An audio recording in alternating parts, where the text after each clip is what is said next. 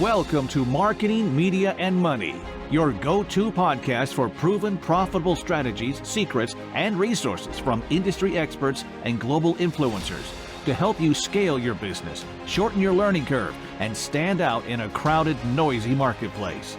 Here's your host, award-winning marketing and media strategist and international speaker, Patty Farmer. Hello, everyone, and welcome to this week's episode of the Marketing, Media, and Money podcast. And I am really excited today to be talking about a topic that a lot of times we don't want to talk about. As a matter of fact, we so don't want to talk about it, we don't even talk about it to ourselves, right? So I think that's kind of one of those things, right? We kind of pretend like it's not there. So what we're going to talk about is overwhelmed to overjoyed and how we let go of the must-do everything mentality. And I think that, as women specifically, we struggle with that a lot. And we don't talk about it because we think everybody else seems like, especially on social, that they all got their stuff together, right? And it's like, oh my gosh, it must just be me. And the reality is it's pretty much almost an epidemic, really. So we're going to talk about that today. And our guest today is going to share some real insights about that with you. And I'll tell you a little bit of story. And once I introduce her about how great she did that with me. So let me tell you a little bit. So Mary Barnett, known as Mobile Mary, is a seasoned digital marketing expert. And in 1988, she founded Another Brilliant Idea, Inc., a certified small and women-owned marketing firm. Her mission is to assist successful yet overwhelmed business owners to attract their ideal customer with ease and grace. She streamlines team efficiency, list building, customer loyalty, and profitability so they can focus on impacting the world with what they uniquely provide instead of having to do all the things that they don't want to do or have time to do so that their ideal customer can find and hire them to do what they do best. So Mary, thank you so much for being here with me today. You are so welcome. Thank you so much for having me on your show. It's always so fun to be in your presence. So thank you. Oh, that is so fun. I haven't known Mary very long. It's really kind of funny that, you know how sometimes you just meet somebody, you just know they're going to be in your life forever. And then you just find that you've been in the same places, different things happen. So let me tell you that Mary and I, we met at a conference. We went to PodFest and we met over dinner. We happened to be sitting next to each other at a small, intimate dinner that we were having where we both knew a lot of the other people, but we had not met in person. And we had met in a virtual mastermind before. So we were on a same Zoom call or something in the past. Oh, yeah, that's right. Oh, yeah, that's right. That's right. So we knew who each other were.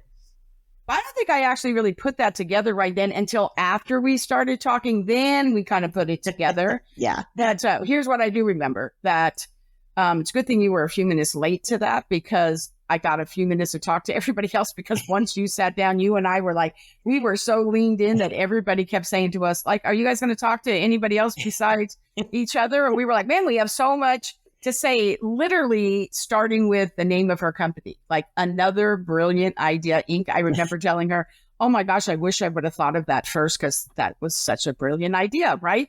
And I loved it. I loved it so much. So I just remember you and I being so in sync. And then every conversation we have had after that has just been amazing and more amazing. And you're so funny and brilliant and her looks aren't everything. Just funny. Yeah, but I felt like we were sisters from a different mister. So I think it's awesome. And we actually might be in the same place in a completely different country next week together, which is wild. We absolutely will. I know. Isn't that crazy? I really think that I have to tell you, if we can make it so that we can get together there, even if it's for an hour, how great will that be? I feel like we'll have to do something live just for there. 100%. What's the odds of that happening? So yeah. I have to tell you. So here's the thing. So obviously I'm in marketing. Obviously you're on the Marketing, Media, Money podcast, right? And you heard me introduce her as Mobile Mary, where she talks about, and her business really is texting, right? Text marketing. And she is a genius, totally brilliant at it. And we will kind of put some of that in there because we definitely want to know about that. as well. But I feel like today I want to really kind of go a little bit deeper, because I think we all have passion projects, right? We all have a project that, it's either in our gut, or like I like to say, I get downloads and maybe you get texts, right? And, well, whatever the case is, of something that, we just really feel like we need to do. And it will usually in some way, even though it's a passion project, tie in some way to what we actually do, what our calling is, right? Right. So I feel like your book and what we're going to talk about today does, in a way, tie back to business, in the sense that these are all things that we deal with in our business every single day, but are not the things that we always get on and share. Now, I think that we live in a world where we're all trying to be more vulnerable and authentic. Not that we weren't, but we're sharing more vulnerability. Right. We're sharing it a little bit more. So with that said, the name of your book is Hello, God, It's Me, Martha, a 31-day journey from overwhelmed to overjoyed. So let's kind of start with, what was your inspiration behind that book? Sure. Oh, thank you so much. And you're right. Like as you were saying it, I was thinking, of course, like I do help businesses that are overwhelmed, right? They are so busy, like juggling all the balls, spinning all the plates, that they can't attract the businesses to them because they're just so overwhelmed with doing all the things. So that's part of where our service is. And this book, I also called a download because I feel like it was divinely downloaded to me. And this book does apply to people with and without faith, but it is definitely a faith-based journal. And the inspiration is that my name is Mary, and I was actually named after the big guy's mom. No pressure for, a young girl. But in the Bible, there's a story about Mary and Martha, and it was actually a different Mary, but they were sisters. And most likely on an everyday basis, they were working in the kitchen, as all women did back then, serving, cooking, cleaning, all that good stuff. But there was a time when Jesus, one of their best friends, came to visit. And so they were throwing a party. And Mary, instead of helping her sister in the kitchen, literally sat down at the feet of Jesus to soak in all the knowledge, the wisdom, the love, the joy that he was providing, because he just radiated that, right? And Martha got kind of ticked off. And in the Bible, it actually said, she said, "Hey, Jesus, can you send Mary back to the kitchen? Come on, have her help me. I'm throwing a party here." And he said, "Oh, Martha," he's like, such a sweet way. Mary chose the better part, meaning, no, you are designed as women to literally take a break, relax, pick those moments where you're going to miss an opportunity if you don't take advantage of it, and relax and rest in me. And so with all my life, I feel like I was misnamed. I should have been named Martha because that's my personality. I am a go-getter, doer, beer, doer. I'm not a beer, I should say I'm a doer. If something needs to get done, give it to me, because I'm going to boom, boom, boom. Right? I've got the list, I've got the context, I've got the resources. I'll pull people together. I'm always like that doer, right? And I've been in business 35 years and I'm only 36. I don't know if this video is going to be shared. Is this audio or only video? It's video okay. and audio. So people are now going to pause for us to. You only look 36. You only look like you're 36. Oh, you are my new best friend, obviously. But usually when I'm on stage, I pause for laughter because I'm not 36. Anyways, but so I literally 5 years ago started this book, and as a marketer, as you can relate to this, before I even wrote it, I made a poster. In fact, it's sitting right there next to my door. I made a poster to promote this book that I hadn't even written yet for market research. I put it up at this event to see if anyone would react to it. It was just part of my display. And I'm like, "Oh, if you're interested, text into this number and I'll send you whatever." And literally I heard crickets. Maybe a couple of people were like, "Oh, that's interesting." And the poster's really boring, by the way. Anyways, but I was like, well, okay, well, maybe this isn't a thing. So 5 years go by. I have a variety of health issues. I'm becoming more and more overwhelmed with all the doctor visits and all the things. And I had 2 major surgeries last summer. And literally God kept smacking me and saying, finish the book, right? I kept getting that strong, and since I was I'm assuming this was audio only, air quotes, resting, which is really hard for us type A personalities. Like when you tell me I have to rest, it's like, you might as well be sentencing me like I'm on timeout. What? I can't do anything. So I literally was like, well, I'm supposed to be resting. I guess writing a book is a good thing of resting, right? I mean, that's what you do when you're resting. I'm not running around. Anyways, so literally within like 2 months, I had finished the book. It was like, boom, done. And I was like, oh my gosh, Lord, what the heck? Like, what am I supposed to do with this, right? And I remember having, again, another overwhelmed breakdown on like a massage table. Like, what am I? And I'm like crying or whatever. And I heard clear as day, there's other women in the Bible. And I was like, oh, like I hadn't even published this darn book yet, or journal, or whatever you want to call it. And I was already getting ideas for Hello, God, It's Me, Ruth. Hello, God, It's Me, Esther, stories of women who are courageous and loyal and all the things that, God is always focused on in the Bible. Women. I mean, literally, like, it's nuts. Like, he came to the women first to share who he was. The women were always the ones, doing everything. And he relied on them so much because he values women and he wants the best for us. So, anyways, I'll let you ask more questions. I'm like rambling, but it was literally like this supernatural download. It's not really tied to my business, except for the fact that I work with overwhelmed business owners. And I'm always trying to provide more joy to them. One, by taking things off their plate, but also just sometimes you just need a good laugh. And if that's my comic relief is my only service, then I'm happy to provide it.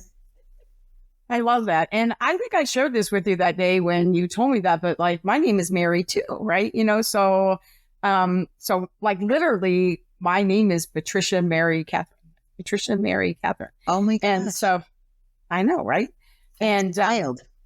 Right. And so I feel like I really resonated when you shared that. I resonated with that when you shared that story.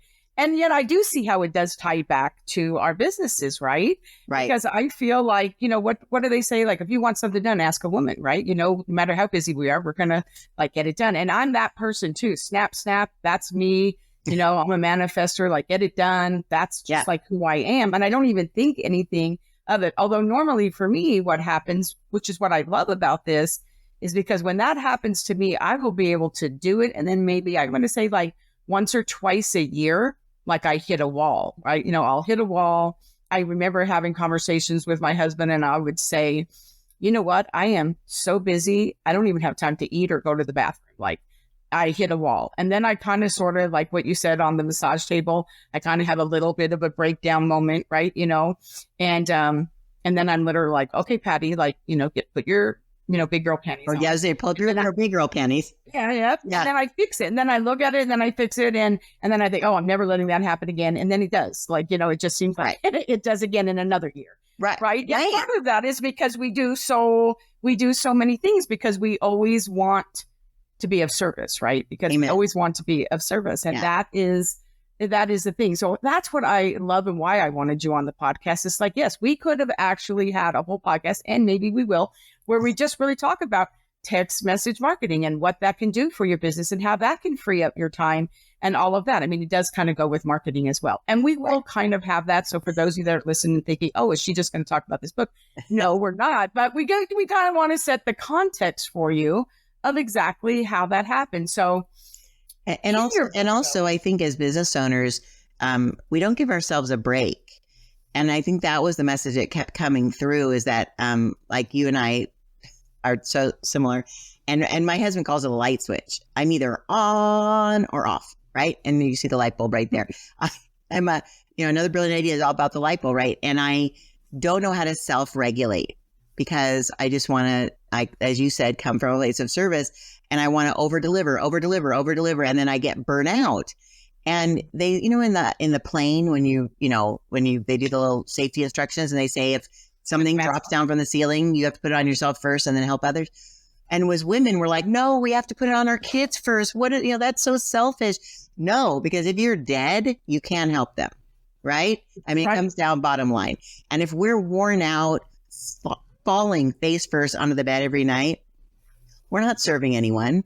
As I said, like in the preface of this journal, I don't know who and why we are like this. I mean, it's the way we were designed, obviously, but it's like, we feel like we're just not enough if we're not doing all the things, if we're not making everybody happy, if we're not showing up and being Pinterest perfect and all these things. And that's such a lie. Like, I don't know why we have this like built in, like self-deprecating, like, oh my gosh, if we don't make everything perfect all the time, that we're not good women, or I don't know. And it's this, I just really wanted to help women recognize those Martha moments when they're like, oh my gosh, girl, you can choose to say no and it's okay. So they can lean into their Mary moments. What? And it's a whole sentence too. I always like to say no is a complete sentence. Yes. No. Sometimes for me, it's yes, it's no, or no, not now. And I'm totally okay with that. Right. And sometimes you have to do it. But I feel like one of the things several years ago, when I actually started working on a little bit more inner work and really trying to really understand why I kept doing that. Right. And here's the thing. As business owners, both of us think about what we do for a living. I mean, I know that like we're telling people we're going to help you. We're going to help you to do this so you can, like, I know I tell people all the time, like, I'm going to help you to design your business in a way that we design the lifestyle you want to live. And then I'm going to help you build a business that supports that. Right. And I'm going to say that 99% of the time, that is me in my life.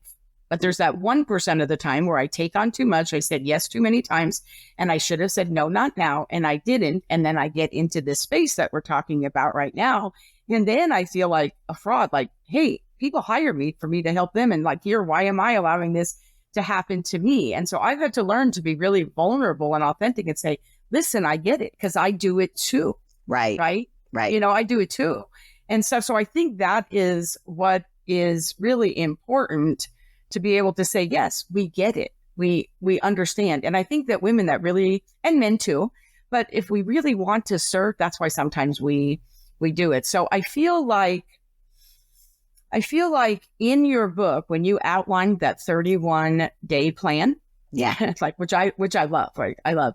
So could you share, like, so we'll get back here. Can you share a key strategy? Like, I feel like we're on target, right? We're going to talk about strategy. Can you share a key strategy that helps transform from feeling overwhelmed to feeling overjoyed? Sure. Well, the way I do it in the book is I broke it down into days.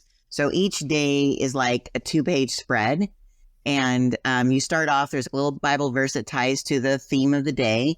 And this one is, I just can't do this anymore, right? You just sometimes reach the end of your rope, right? And then I have a little insight and a journal prompt that basically helps you kind of think through what the topic is of the day. And so as you're processing it, I actually created these doodles on the right side with AI.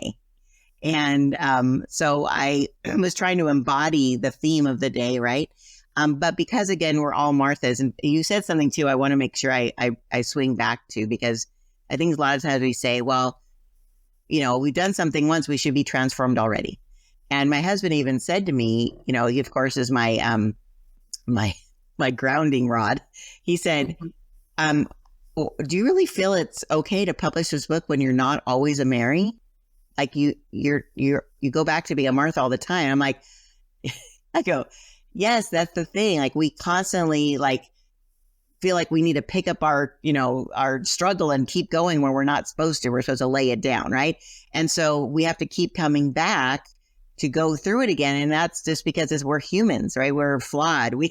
And it's okay, right? So, but anyway, so I created the AI, but then because we are Marthas, we keep going back to it, I created a little checklist. So there's actually a little gratitude place, because it is proven scientifically that if we're sitting in a place of gratitude, we're more positive minded. Like, we literally will think of solutions better when we're sitting in gratitude. And so I put that in there. But the checklist are things like, I drank water today, right? Because God wants us to be, he wants the best for us, period.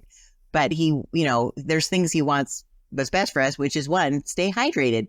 I actually heard another statistic that a lot of times when we procrastinate, it isn't that we're lazy, it's that we're dehydrated. Our body literally will put things off if we're thirsty, which is a weird concept to me. That's so much better. Well, first of all, I don't feel like I would never use lazy at any time, in any way, in any shape when I would be describing myself. However, I do like dehydrated so much better as a word, not to be dehydrated, but I get that because I actually don't even, I know people are blown away when I say this, but I don't like the taste of water. Oh, okay. I don't. And so it is a struggle. Do you squeeze it every day like lemon or? I don't lemon because I actually have a food intolerance to lemon too. Don't you just love how in that 1 second I just share two things? But no, it's good. I put other things. I put cucumber and I put fruit and mint sometimes. But I cannot drink water by itself. Okay. And so I had to learn how to drink more water. Yes, so you're not alone. It's a conscious decision. Yeah, yeah. My mother-in-law hated water too, and so she was always having those issues with.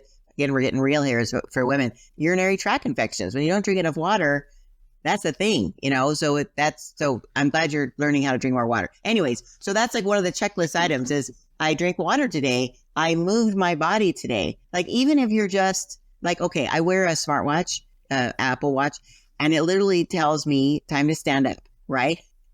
And I do. Sometimes I'm so busy. I'll be honest with you. This is what I do. I lift my arm. Just to trick my watch that I'm standing up. Is that pathetic? And I even have a standing desk so I can literally, push a button and it raises up. And I'm so busy. I just do that. That is not self-care, Mary Barnett. Like what the heck? And so it's like this reminder for me is like, move your damn body, like get up and do a little dance. Take 5 minutes to go walk around the house or go outside and breathe in some air. Like, come on, man. Like, so this is literally, I wrote this book for me to get more joy in my life. And then I encouraged a friend today, which you and I feel like one of our things together, like encouraging us, like maybe we'll do a retreat someday together. Maybe we won't. I don't know. Just teasing it out there. And then the last is, sharing this image. So this was also because I'm a marketer, I put all kinds of little marketing things. So here's a fun thing. If anyone is writing a book and you create some kind of image or something that you want people to share, embed your website in it. So in each of my AI images, I put the website hellogod.today. So if anyone ever shared that image that they doodled, because it's doodling helps you kind of focus, or coloring it. When they share it, it'll actually have a little, subconscious website. So see, because you are a marketer too. So I think that is beautiful. I love that. Dancing is the thing that I do too, because I feel like when I have to get up, when my watch tells me the same thing. And so usually what'll happen is I use that time to go get more water, right? My water's right here, like my water's right here. And I'll get up water and I'll dance out there to get it. You may not know this about me, and this probably doesn't have anything to do with what we're talking about, but I always like to say we're having conversation and everybody gets to be a part of the conversation. Love it. For me, I've actually won awards for dancing. Like dancing is like my jam. I hate to exercise, but I love to dance. And so really, when I do that, I just crank up the music and then just dance, and it kind of gets my energy up too, right? I like frequency rises, my energy gets up, and then I'll dance, and then I'll sit back down and be like, okay, so what's next, right? Okay, well, I'm sorry. Pause for a moment. What kind of dance did you do? I would think that inquiring minds want to know. I mostly do line dancing. I live in Texas, so I love it. I can tush push with the best of them, and and my Cotton Eye Joe is pretty good too. But no, like I really love to dance, so that's really been fun for me. I was thinking dancing with the stars. So I'm glad you told me. No, but it's fun. And so like, how like in your exercise, I literally have those steps that people, step up, step down. I'm like, oh, I can't do that. That is so boring. But if I crank the music, I have them around the room where my gym is. And literally when I start dancing, I'm stepping up and stepping down and over here. So I use them and I incorporate them in the dance moves and stuff. And that's so cool. I know that's like the funnest way to do it, because if I don't do that or I'm not walking my puppies, like literally I would be so much worse at taking the time to make my body move. Right. So this does it for me. So pick something that you like. It doesn't have to be that you get on a treadmill. Yeah. Boring. Yeah. I know. I like going for a walk, and like I try to find something like even like a weed in a crack of a sidewalk has a little flower on it. Like I try to find those little things. So that's like my motivation to go out walking, or I'll see like a little hummingbird or a butterfly or something, and I'll try to take a picture of it. I know that's goofy, but I just like, oh, it gives me like a little incentive. And then of course I'm in marketing, so I share it on my story, like, oh, or I'll share my feet walking along the sidewalk, and then, or with my dog, my little puppy dog in front of me. And so it's just for me, like an excuse to enjoy the outdoors or enjoy movement, because I think, we need to take care of ourselves, so hydrating, moving your body, these are things that'll make us feel better longer. So we have more time to have an impact on the world, because isn't that really what we're put here for, is to make the world a better place than we found it. So I agree. And I think that incorporating these things into our business makes sense, right? It makes sense. And whenever we can do that, I think that works. People know me, like for me, like you'll see me and, I have my puppies, like my puppies really, my kids, I have 6 daughters, but none of my kids live where I live. So I don't get to go over and see them. When I do travel to see them, I do, but the rest of the time my puppies are it. And so being able to go outside, I think I read one time that said that if you stand with your feet in the grass, it's grounding for you and stuff. And so I always try to say, oh yes, I need to try to do that every day. So if I breathe and I dance a little and I go stand in the grass and I do those things, I feel like, oh, check, like, right. Check. Okay. So I'm doing those just that reminded me. So there's a new phrase now. And again, I was young kids these days, sound like an old woman. My daughter actually just We're 35. Remember, you're only 36. No, I'm 36. 36. Business is 35. Yeah. Thank you for reminding me. My daughter said something like, just in conversation, she says, oh, they need to touch grass. And I was like, oh my gosh, that's like what you're just saying, is being grounded. Like putting your feet in grass, it just connects you with the energy, right? And that is now a phrase that means like, get real. She really needs to touch grass. And I'm like, okay, that's kind of cool. Yeah. It's kind of cool, because sometimes then we say them and our kids think we're cool. Or yeah, I'm just saying, I throw that in there just so. Stop trying to be cool. Yeah. Exactly. I love it. Okay. So I noticed that one of the things that you talk about, which I really, really resonate with, is the power of the pause, right? The power of the pause. And man, it's like kind of reminds me of, even though I'm not really into cliches, I love quotes, but really not into cliches, but the whole, like, the 2 most important days that, the days, like the day you're born, the day you die, but what happens in between, why, right? The why, right? The dash, right? So really the pause there really is important. As a speaker, we've learned as speakers, when to pause, right? In marketing, I've really learned when to pause, but I really feel like there's a lot of power in that pause. And so for you, I really feel like, in this topic, where does the power of the pause work for you? Well, I think that and also something that kids say, take a beat, right? You take a beat. But we're getting cool on this podcast. You're so cool. I know, right? So relevant. So when you take a pause or take a beat or touch grass, you're taking a moment to give your brain a chance to reset. And sometimes your most brilliant ideas come when you're not focusing on them. So like in the shower, most people find that they've come up with the most brilliant ideas because they're not focusing on trying to come up with them, right? And so when you are taking a pause, beat, grass, all those things, taking a shower, you're allowing yourself to become more creative, more invigorated, and then you can go back to what you were doing with much more energy and a fresh perspective.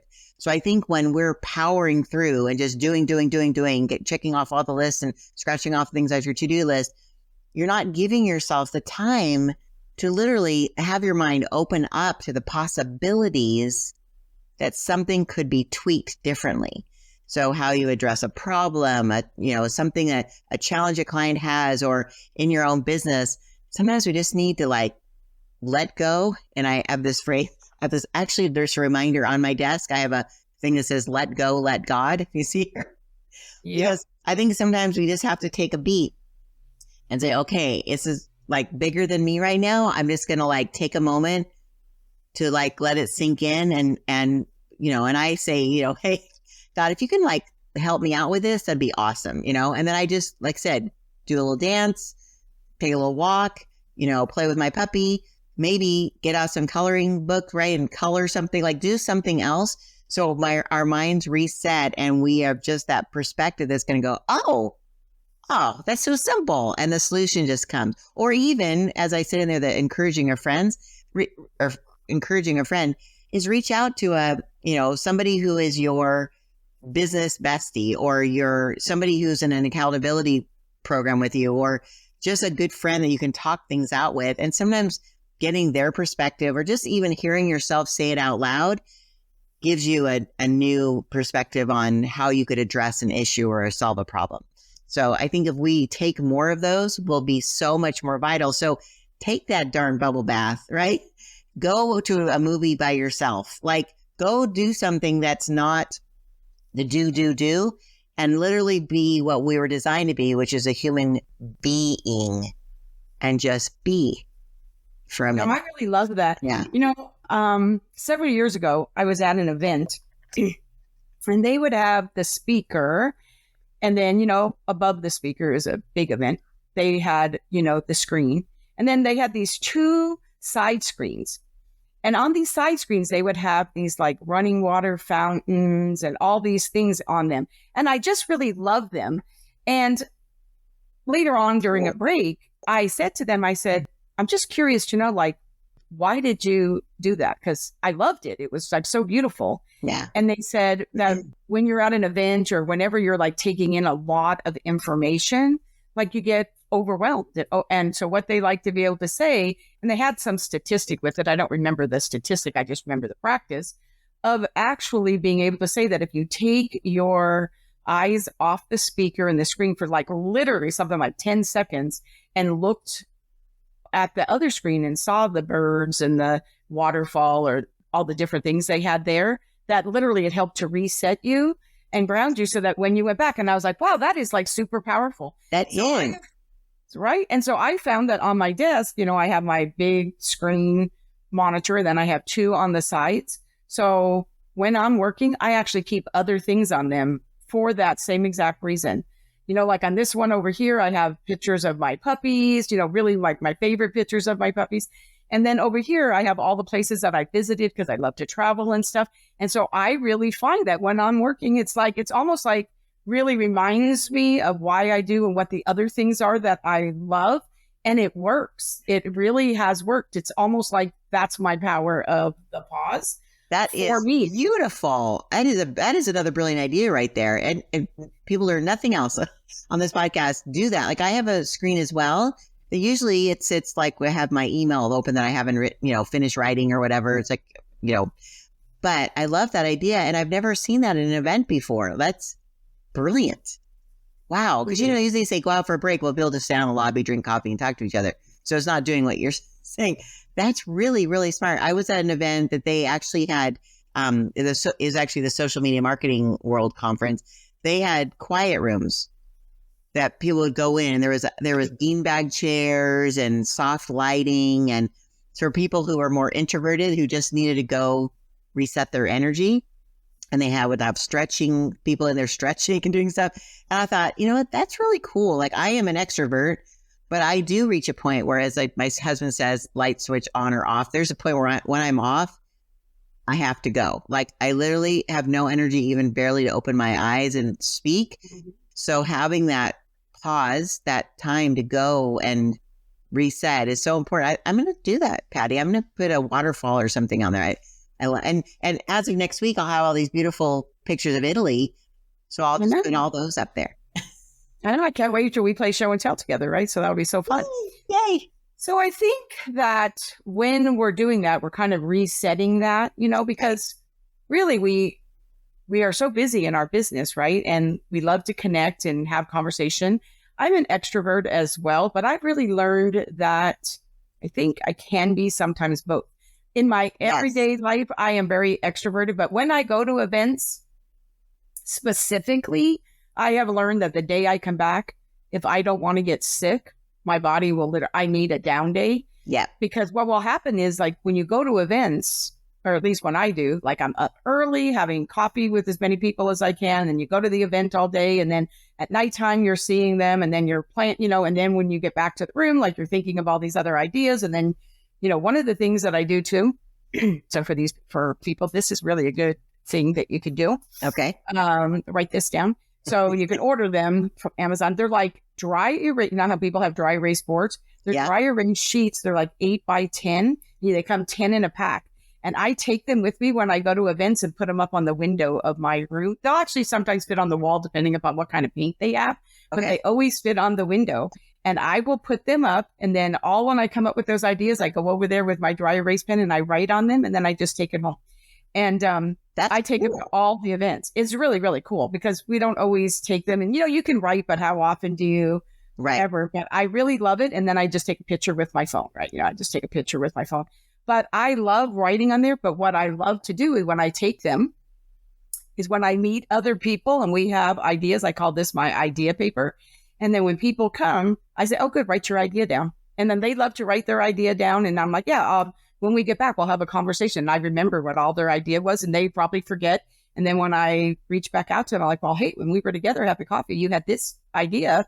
Let's talk about that idea. Now, I am in marketing and I just can't help it because I love hearing marketing stories, right? I love what are you going to do with that? That's a great idea. Like, what are you going to do with that? Right. And stuff there. So for me, I always have all these little things that I like to do because how people have they say squirrel, they squirrel and, all that kind of stuff. Like for me, I have brilliant idea syndrome. I actually even have a journal that says that, Really? It says, another brilliant idea. Yes, on it. It actually has the F word in front of it though.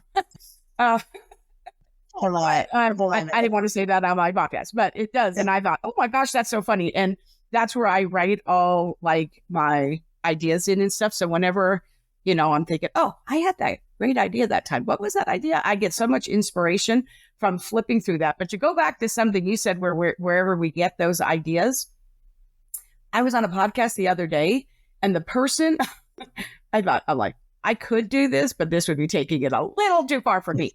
They actually, are you ready for this? Say that they get their ideas in the shower. Yeah. So they actually put markers, right? And they have them hanging from the ceiling over their shower. And so when they do, they just take those markers and write on the shower wall. Oh, that's funny. I actually saw on Amazon, they have what you were saying, those idea sheets for the shower.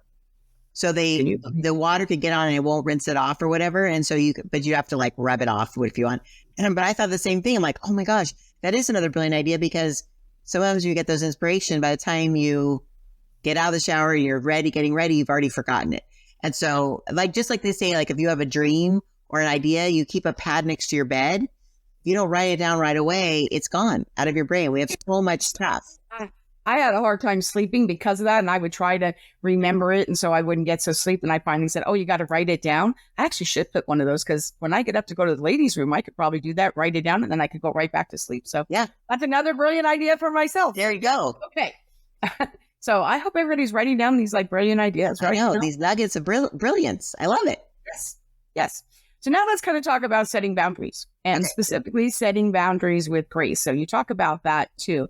And I have to tell you, setting boundaries was something that was very difficult for me at one time, but now I feel like, man, I have totally, that was part of the inner work that I had to do about setting boundaries. I was not very good at it. Right. But now I just do it. It's part of my onboarding when I bring on clients and or partners or collaboration partners, whatever the case may be, when I'm doing that.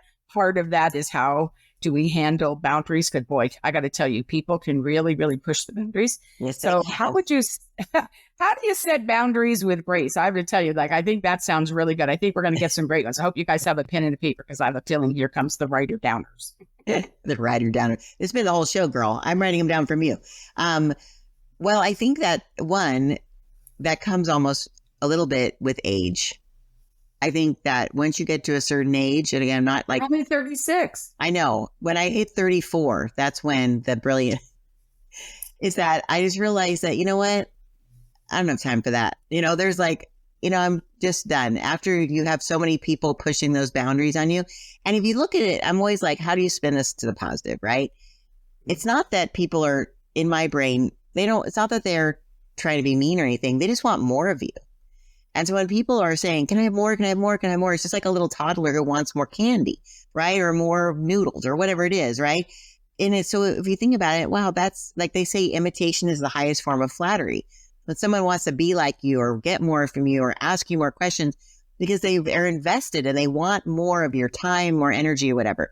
So when it comes for business, I love that you do it right in your onboarding, because that's the thing. If you set your boundaries up front, like these are the times I'm going to answer you. These are the project parameters that you're going to have. Then it's so clear and people know what to expect. And there's no like, well, you said, or I assumed, or, all that garbage, right, that comes up or whatever. But I think that even in like our personal lives, knowing when to say, no, thank you. Like I have a few chapters in the journal about that, a few days, I guess you'd say, that it's okay to get other people to help you. And I think that was always a big issue for me, is that I felt, in fact, I keep talking to my husband because, I started the business in 1988. He joined me in 1989. And as men are, they're problem solvers, right? They can't help themselves. Like, oh, you have a problem, I'm going to try to fix it. Awesome. And sometimes as women, we just want to share the problem as our way of kind of, sorting it out. It's like, I just have, and you're like doing all these things, right? They're like, well, here's the solution. I'm like, I don't want that right now. I need to talk it out. I need to like figure it out or whatever. But, and I just lost my train of thought. Because by the way, this is something, and I don't know if you ever heard this, but somebody told me once that men's brains are waffles and women's brains are spaghetti. Men have literally, have you ever heard that before? No. The men literally have compartments in their brain, work, family, home. They have one that's actually called nothing. And I've confirmed, I have a lot of guy friends, and I've confirmed this every time. Do you really have the ability to think of nothing? And you say, oh, what are you thinking about? I don't know if you ever asked your husband, and my husband will say nothing. And I'm like, no, really, like, what are you thinking about? Nothing. How do you do that? Like, how can you think of nothing? Like, that is mind blowing to me. And every man I've ever asked has said the same thing. Yeah. I mean, you literally can turn your brain off and think of nothing. Like, I don't think women, we could even comprehend that. I think that is so funny because it is like such a stock answer. My husband says that my stock answer when he says, where do we want to go eat? I'll be like, I don't know. I don't care. And he says, you always say that. And then I start naming off places. And you're like, but not there, which is why he says that I always pick the place. He says, one of these days I want to open up a restaurant called I Don't Care, because it will be, everybody will come there because that's what their wife always says. Oh, right. I don't care. You pick. Yeah. But then if they pick the wrong one, you're like, no, thank you. Yeah. No. But women, we're spaghetti because we're always thinking of how things are interlaced. Like, oh, that reminds me of so-and-so. Oh, and she was wearing red. Oh, I have to go buy those red shoes. Oh, and then, it's like boom, boom, boom, boom, boom, right? But that's just the way we think, right? I thought that was a skill. Oh, yeah. I think it's a superpower, actually. Oh, I do too. I feel like when a woman has a conversation, that's why when we have a conversation, we can start a conversation and loop it around, and we can talk about our kids and business and texting and a book and God and like stories and all this stuff. And for us, it makes perfect sense, and we will not miss a beat. We will come back and close the loop. Right. Exactly. But you know what about that, though, what you're saying, though, is because my husband is an engineer. Yes. And I know that I always like to say that he puts everything in the hard drive and I put everything into RAM, right? About whatever I need to keep, I do. And if I ever talked about something, he can remember every single thing. But for me, when he does it, though, one of the things that I find absolutely annoying, but I love him, but this thing can be annoying at times, lovingly, is that when I ask him something, like now I'm frustrated, and I'm like, okay, babe, like I can't get this to do this. Like, how do I get that to do it?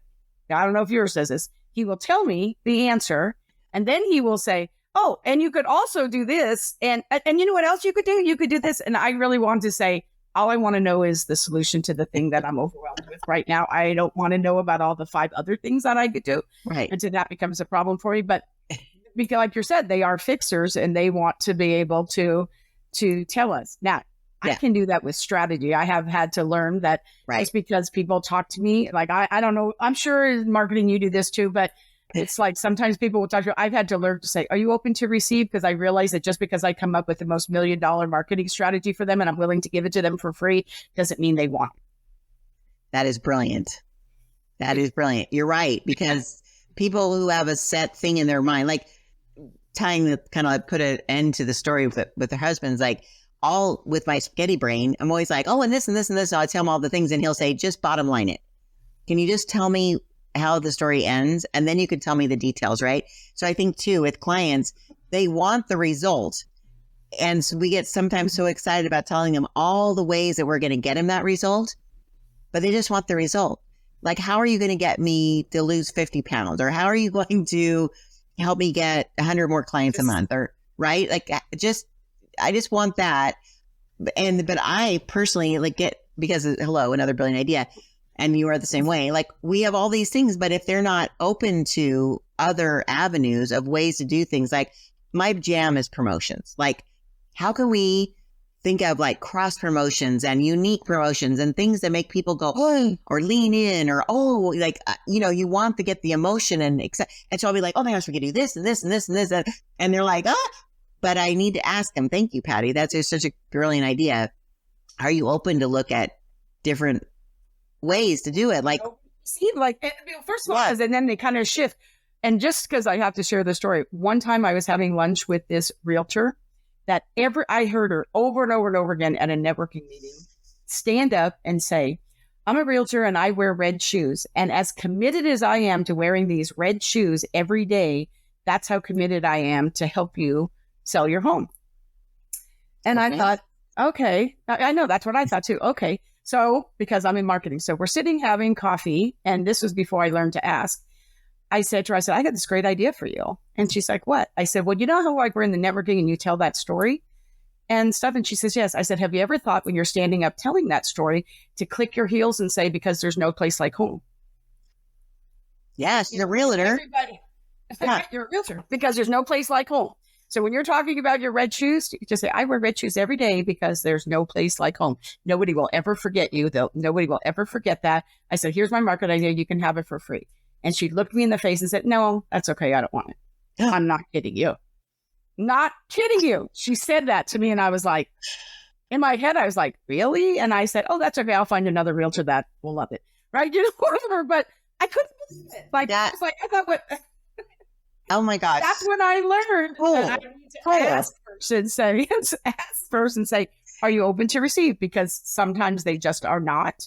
Right. And then that's okay. But I think that you and I, because we get excited and like, I want to serve and I want to help someone and stuff. And I want to be able to say, whatever, but I totally get that, because when I'm telling my husband something, I learned that before I tell him, sometimes I'll say, I'm not asking you to fix it. I'm just sharing.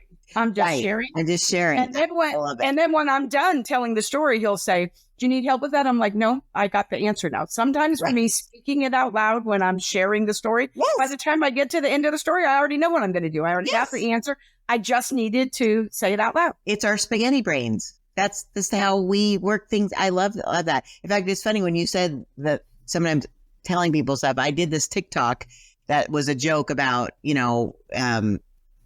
it had this thing where the sound was basically covering my mouth like this, because I find myself even in grocery store lines, like somebody will say something, I'm like, oh, have you ever thought about blah, blah, blah, blah, and they're like, hi, lady, who are you? Like, because that's like, I'm like, so many times. Yes. They're complaining about something with somebody in front of me. And I'm like, oh, here's the idea for you. Here you go. Like, why, what? And my kids always say, Mom, stop leaving money on the table. My mother would always say, you need to charge more. Like, I have these little voices in my head. And again, this is a PG show, so I won't share this, but I guess there's a place that you can sell pictures of your feet. And my kids are always joking with me that, Mom, you're always leaving money on the table because you always videotape your feet when you're walking along, like in the beach, or like I'm going for a hike, or I'm at an event. Because I think it's funny. You're like on your feet and then you zoom up and show like where you are. I just think it's a cool transition. And they're like, Mom, you could be selling those feet pics. That is so funny. One time I was up in Colorado. I will never forget this. I was in Colorado visiting my friend Ava, and I went to this National Speakers Association party they were having, like a kind of a get together. Okay. And I just happened to be visiting. And so I went in to go to the restroom, and I'm in the restroom, and these two girls are outside. They're washing their hands and they're having a conversation like women do, right? They're having a conversation. And I'm listening to the conversation while I'm going to the restroom. And then I get up and I come out, and now I'm washing my hands and they're still talking. And I thought for a second, and then I was like, oh, what the heck? And so I turned around and I said, are you looking for a solution to that? Because I can tell you how you can fix that problem. I didn't mean to overhear, but you are in the bathroom, and stuff. And they're like, really? And I said, yes. Anyway, I closed a $10 deal in that restroom. Like a $10 deal? $10,000 deal. She literally took her credit card out and like hired me for $10,000. Right? Are you serious? I absolutely am. Ava loves to tell the story because when I came out, she's like, where have you been? I said, well, I just closed this $10,000 deal in the bathroom. She's like, what? And I'm like, well, I didn't plan on doing it. But then the girl started telling me her thing. I'm like, oh, yeah. She's like, well, how would you help me fix it? And then I kind of told her, she's like, oh, my gosh, you're hired. Like, I'm kidding. I'm not kidding. Like, that literally happened. Is amazing. Oh, my gosh. That's awesome. So it's just kind of funny. But I think that sometimes when you are looking to serve, I mean, I know that's, I actually teach my clients this. So when you're sitting next to somebody and you're at a thing, right? You're at a thing. Sure. And somebody's selling something. And then they're saying, oh, yes, you could, do my thing for, $5,000, whatever. Right. And sometimes the person next to you, people are talking and they'll say, oh, I really think that would be really, really great to do, but I'm not there yet. Like, I'm not there yet. I can't afford to do that yet or whatever. And I'm like, well, what was the thing that you loved the most? What is the one thing that you love the most? Right. And then they'll say, oh, well, the one thing that I love the most is that. I'm like, oh, I could help you with that. And they're like, well, how much would that cost? And I always tell my clients, this is the number. So this is kind of the thing. I tell them $900. And they're like, why do you say $900? I'm like, because it's less than 1,000. It's less than 1,000. I can't even tell you how many deals I've closed and my clients, hundreds and hundreds of them, where I've taught them, well, just do the one thing. They just ask for the one thing. Right. You charge them $900. And then they're going to say, oh, well, what's the next thing? And then if you can help them with the next thing, you do with them pretty soon, like you're helping them with whatever, but you've proven yourself there. They couldn't do the thing. So I'm not saying you should go to other people's events and take their clients. I am not saying that. So let me be really, really clear. But I have been in the hallway, in restrooms, whatever, where people just have conversations and they're just like, oh, I really just want to know how to do this. I wish I could just do that. Nobody ever sells that. Why didn't somebody sell that? Oh, I can help you with that. Wow. You just have to say, I can help you with that. That's just the sentence. I love that. And thank you for that reminder. And you guys need to write that down if you haven't done it. Like, I think sometimes and I'm very guilty of this, is I want to do all the things because I know that's what's best for them. I know that if they have all these pieces in place, they'll be much more successful faster. But you're right. People aren't always ready for all the things, right? But if you just give them the one thing they really want, they're going to realize, or then they'll be open to, oh, wow, if I had the other thing too, like that would even be better or easier. I can automate this. And the one thing, now they're ready to do the next. Yeah. The next one. That is absolutely brilliant, Patty. I hope everyone has written that down because it's true. And I have lost deals because I've been wanting to do all the things and it's this giant price tag. But you're right. Well, there's too many things. Like they are overwhelmed by those things. Well, like pick one. Just overwhelmed. Thank you. Thank you for telling it back. Like seriously, that's so true. And I think when you provide that one thing for someone, you're giving them more joy because now you've solved that problem for them. And they're like, oh, that's one thing off my list. And then another thing and another thing, right? So you're leaving them better than you found them, right? You're helping them be more successful in many levels, not just money, but also peace of mind and knowing their business is going to continue creating a legacy for their family. Like there's so many levels we haven't even talked to. I know we're probably at the end of our time, but wow, Patty, you are a rock star. Love it. Thank you so much. Okay, so now to get back to oh, please. Look at you. Because we're both in marketing, you're like deflecting. Oh, please. Yes, you are. Everyone listening knows it. This isn't a solo podcast, though, so I really want to be really clear.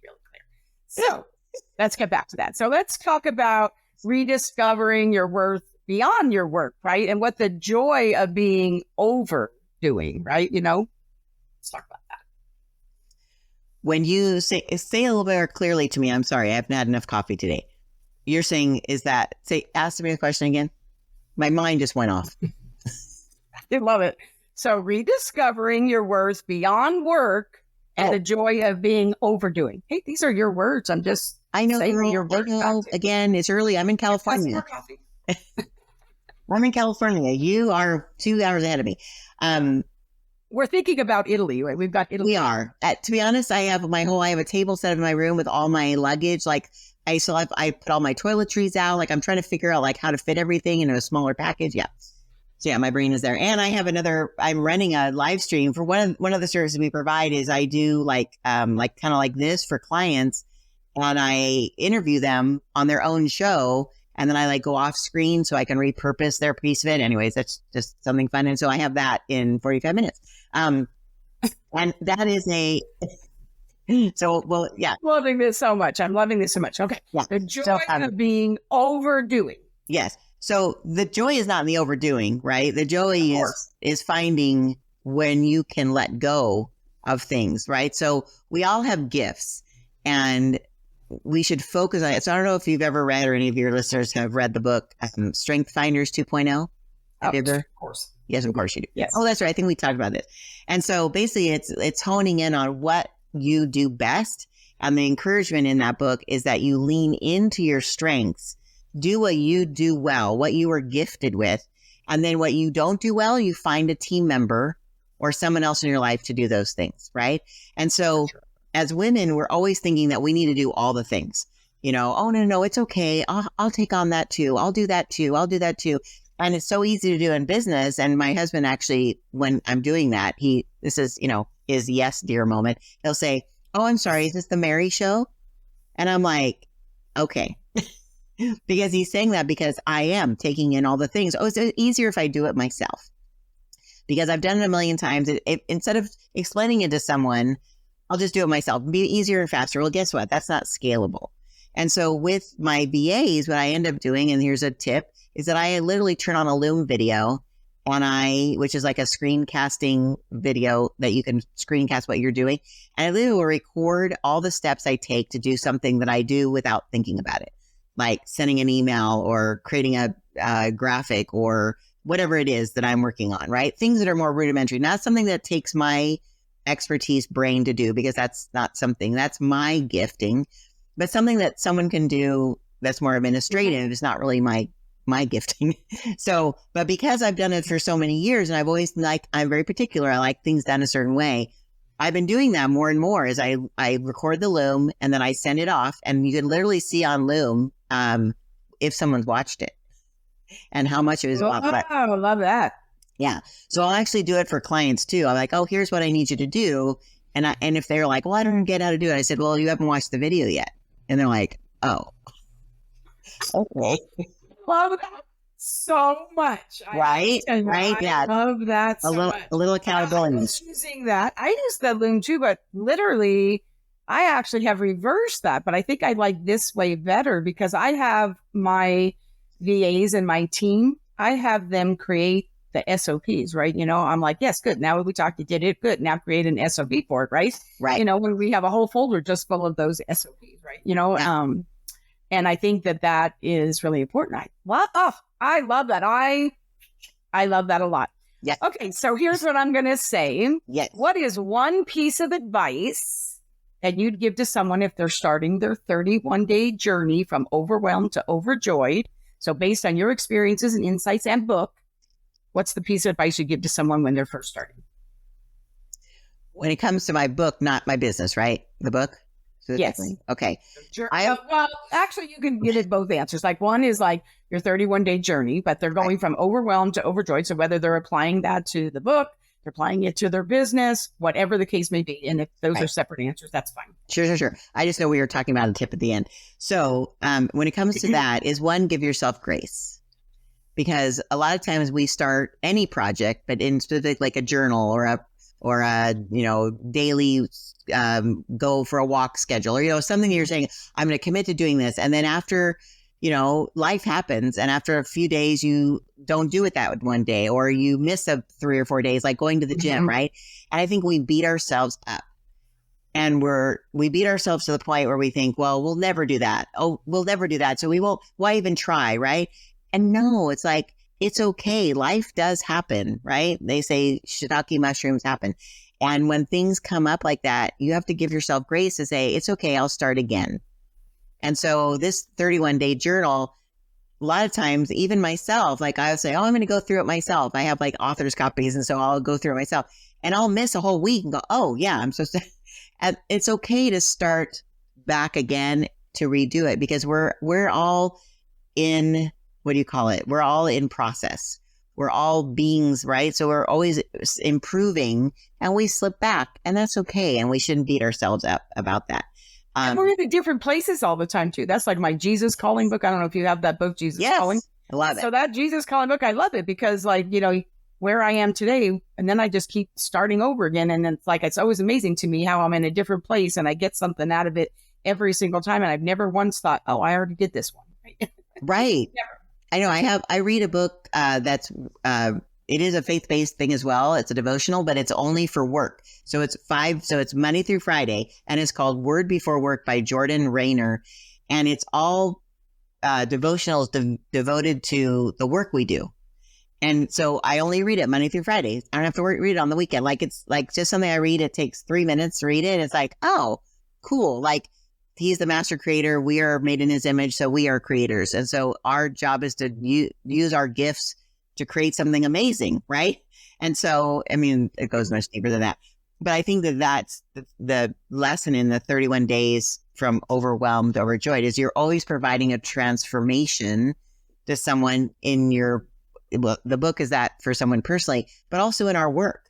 And so tying it to work is that what is it in your business that you can help someone transform to be, right? If you're a house cleaner, you're transforming their house from dirty to clean.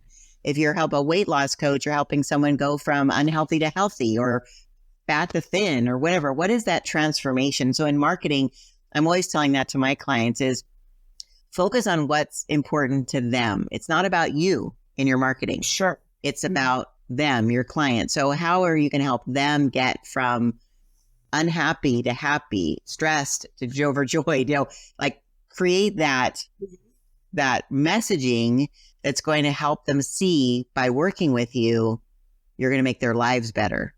So, wow, that's priceless, right? If I talk to you, you're going to make my this better or that better or whatever, right? Because if it's not, why hire you?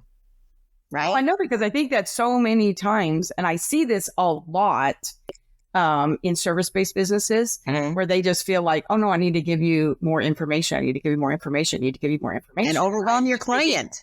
Overwhelm them. Sure. Right. And I always like to say all the time, Google's in the information business. I'm in the transformation business, right? Love that.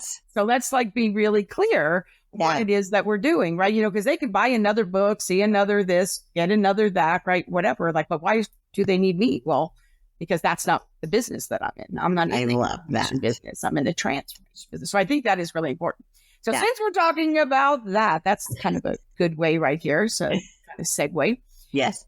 So this is the Marketing Media Money Podcast. So this is the portion of the show that I like to call #open mic, where I want to ask you, if you had to narrow it down, what is the number one marketing, media, or money strategy?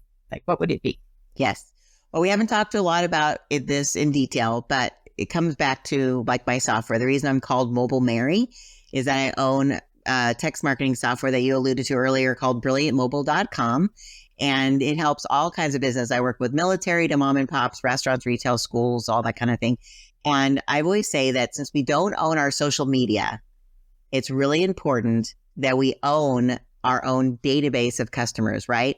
Because it provides two benefits. One, it's business insurance. So if you are building your whole business on social media and it goes down or you get kicked off or something happens, poof, your business is gone. So always give a way to get people offline by offering them a way to connect with you, a digital download for your email. I love text, of course. Hello, Mobile Mary. So because people read text, 95%, 94% instant open rate.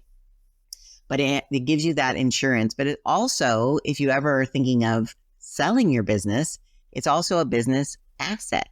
So if you were going to sell your business tomorrow and you could say, I've got all these wonderful things and a list of 5,000 active customers, who respond instantly because I'm literally in the palm of their hand, wouldn't you think your business might be worth a little bit more money with that asset? So I'm always saying, don't just build it for, to talk today.